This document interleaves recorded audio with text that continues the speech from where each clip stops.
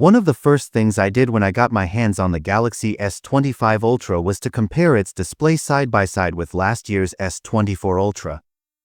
Honestly, I wasn't as impressed with the S24 Ultra because the display didn't look as vivid, and it had that annoying mirror effect when the brightness was lowered. But things are looking up with the S25 Ultra.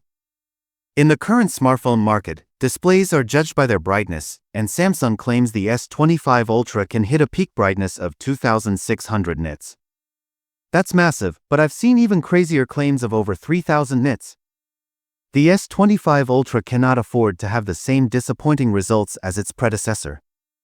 This 36% increase in brightness is remarkable, especially considering there was only an 11% increase from the S23 Ultra to the S24 Ultra.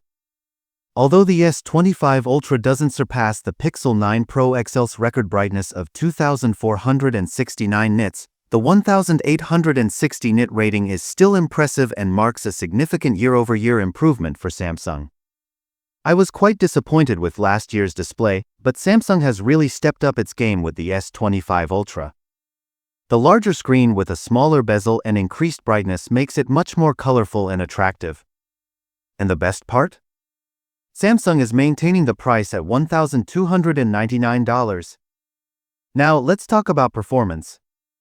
While we haven't fully tested the Galaxy S25 Ultra yet, we did a preliminary comparison between its processor, the Qualcomm Snapdragon 8 Elite, and the A18 Pro chip in the iPhone 16 Pro Max.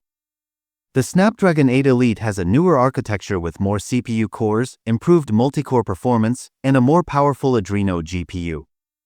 This means better gaming, 3D graphics, and multitasking performance. On the other hand, the A18 Pro excels in single-core performance, making it great for everyday tasks like web browsing, chatting, and productivity apps. If you're a mobile gamer or heavy multitasker, the Snapdragon 8 Elite is the way to go. But if you're deeply embedded in the Apple ecosystem, the A18 Pro's seamless hardware and software integration is hard to beat. Our hands-on testing of the S25 Ultra will give us more insights into how these processors compare in real-world use. Stay tuned for that. As for battery life, the Galaxy S25 Ultra comes with a 5000 mAh battery, just like last year's model. Samsung claims it can deliver up to 31 hours of video playback, which is an hour longer than the S24 Ultra. We got up to 2 days of battery life with the S24 Ultra, and we expect similar performance from the S25 Ultra. It also supports fast wireless charging 2.0 and wireless power share, with a 65% charge in about 30 minutes using a 45W charger.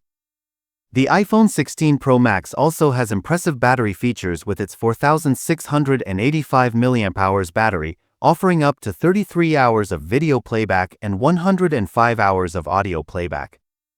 It supports 30W charging with MagSafe and wireless charging at up to 25W with MagSafe or 15W with Qi 2 accessories.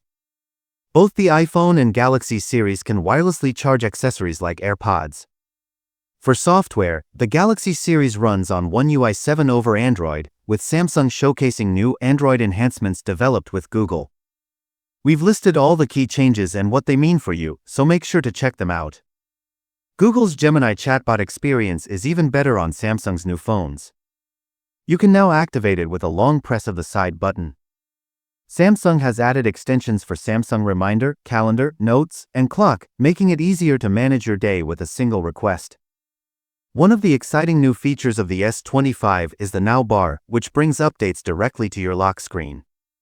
Whether it's sports scores, Google Maps directions, or timely notifications about appointments, the Now bar keeps you informed at a glance.